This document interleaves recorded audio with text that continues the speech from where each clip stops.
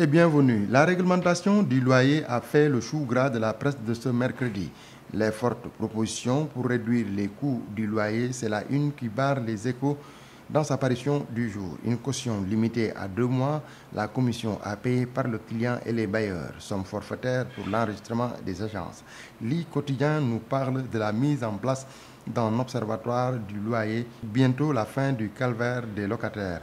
Diagnostic du secteur hors contrôle, selon l'AS, la non-application des textes, charge exorbitante des bailleurs, absence d'accompagnement. 24 heures indique la cherté du loyer. Selon Aminata Assong-Diatta, seuls les agents dédiés vont uniquement travailler sur la question du loyer pour que les préoccupations soient efficacement prises en compte. Des propositions ont été faites pour que la caution ne dépasse plus 2 mois.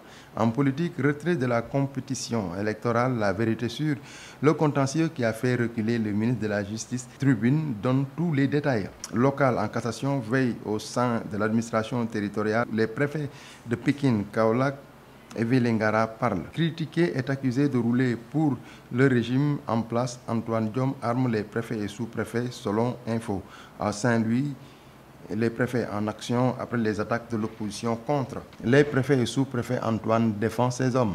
Libération, dans sa parution du jour, nous fait écho de Mohamed Touré, un prédateur sexuel qui a fait 3 victimes en l'espace de 2 heures. Âgés de 6 et 11 ans, les jeunes ont été acheminés sur la terrasse du même immeuble.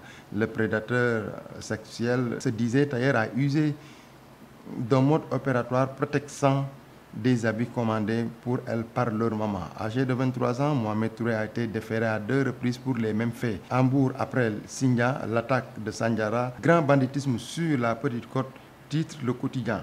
Un assaillant tué et 5 employés blessés à l'usine indienne Solage Batterie. Pour mettre fin au grand banditisme dans la capitale sénégalaise, l'unité 15 des Parcelles Assainies se dote d'un 2e commissariat. Bonne lecture à toutes et à tous.